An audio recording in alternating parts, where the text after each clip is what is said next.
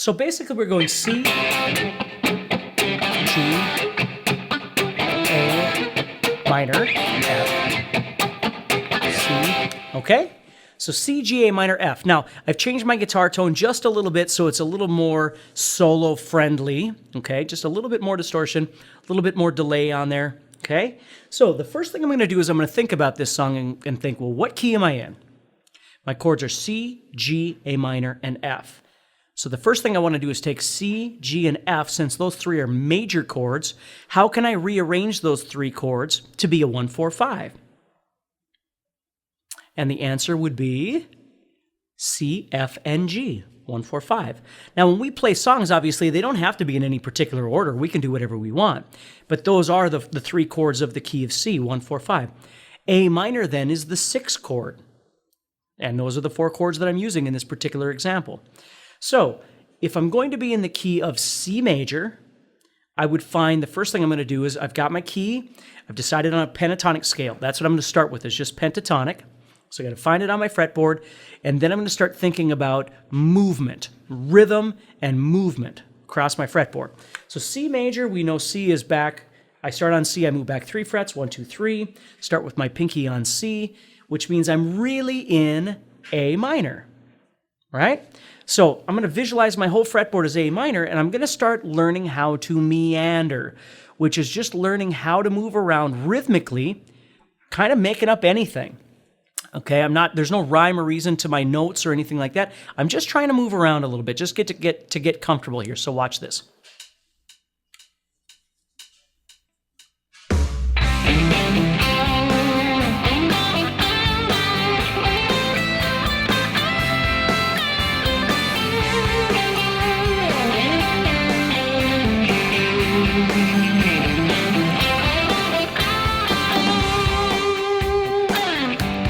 Okay, so I'm just trying to figure out how to get around the fretboard a little bit.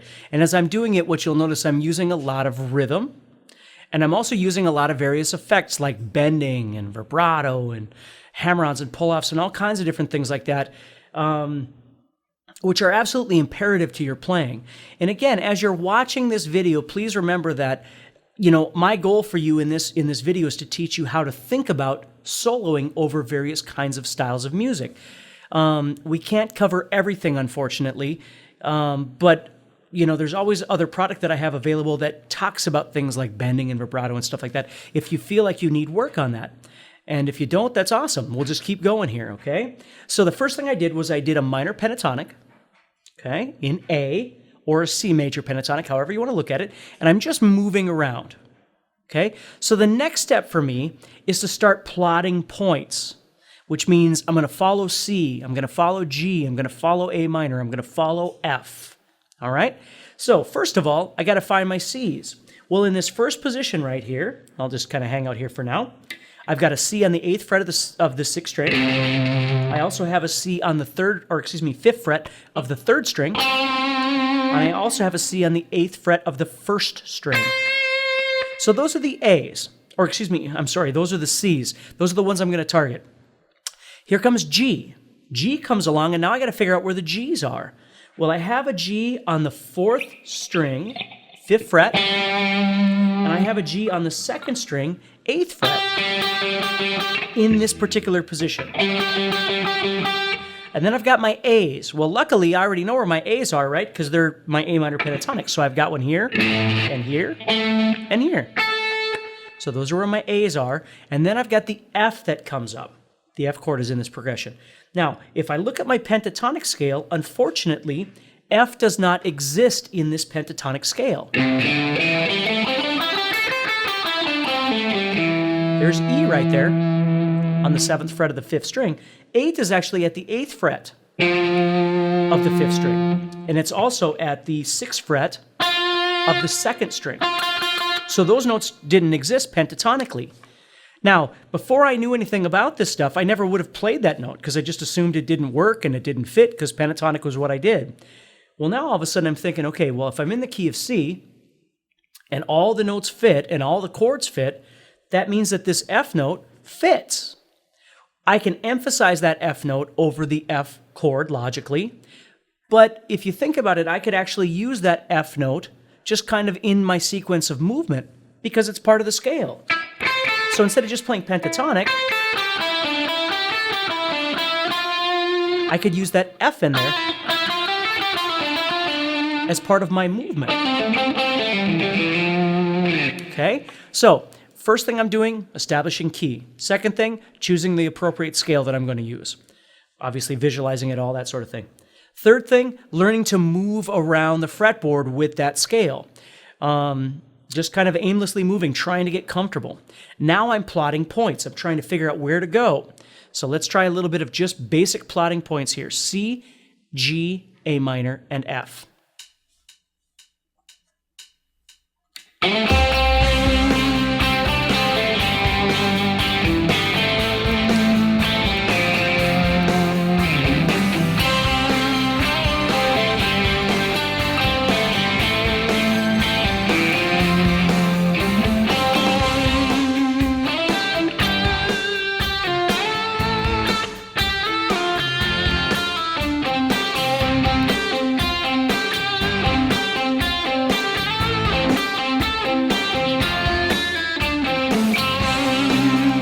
Okay?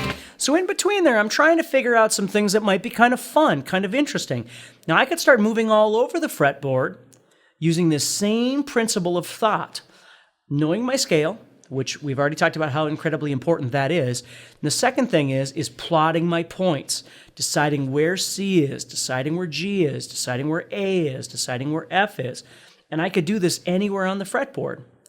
But because this is a logical chord progression, okay, I'm stuck to a certain degree trying to play something that sounds melodic, okay? Now, that'll make more sense when we get into illogical as well. But in this case, I really am a slave to that melody, and that's not a bad thing, okay? It requires me to think more. It requires me to understand my fretboard more. But as a result, I get these nice melodic solos as opposed to just moving around. Now, the truth is as I'm playing, what I think about in my head as I'm trying to solo over a logical chord progression is I have my points plotted and I'm going to try and follow those points to a certain degree. But if I go off on a tangent, if I hit a lick or a repetitive idea and I really like that idea, I bypass the idea of the melody for a while I'm creating whatever this new thing is. Okay? We've talked a bit about dynamic variation, and dynamic variation is really just trying to varietize anything. If you play low, you play high. If you play fast, you play slow. You're always trying to change things up so it's not the same rhythm or the same dynamic or the same notes or whatever. You're always trying to create something new and exciting. So I'm going to try and play a little bit here, and I'm going to throw in some repetition so I can show you. And then I'm also going to try and create some sort of ostinato patterns where I'm kind of creating an idea, not just a melody, but an idea of movement that you'll be able to recognize. So let's check this out here.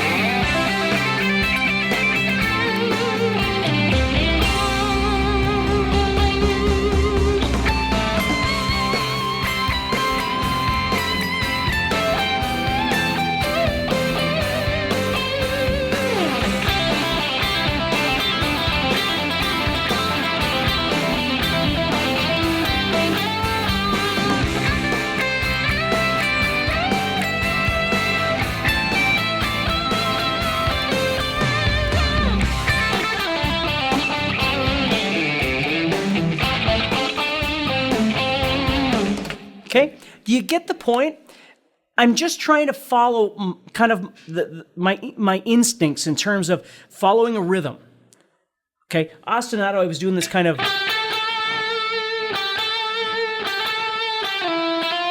kind of thing, where I'm just trying to create something that's really repetitive.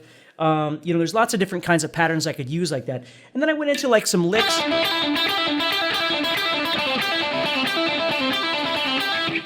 Trying to break things up, but at all times, never just completely denying the melody that's happening underneath me. Okay? So if we break down what's really happening within the context of any solo, you're trying to create some element of fun and interesting movement for a listener. That could be something that moves a long way across the fretboard. It could be something that just keeps repeating in a small spot on the fretboard. Always remember that you want space. When you use space, it makes something sound like a phrase. If all you do is play the whole time, there's never really a stop in the sound, and therefore it doesn't really equate to a phrase. So let me try this again. Let me show you some phrasing. Watch how I slide in and slide out. And again, I'm playing logically. It's all in the key of C.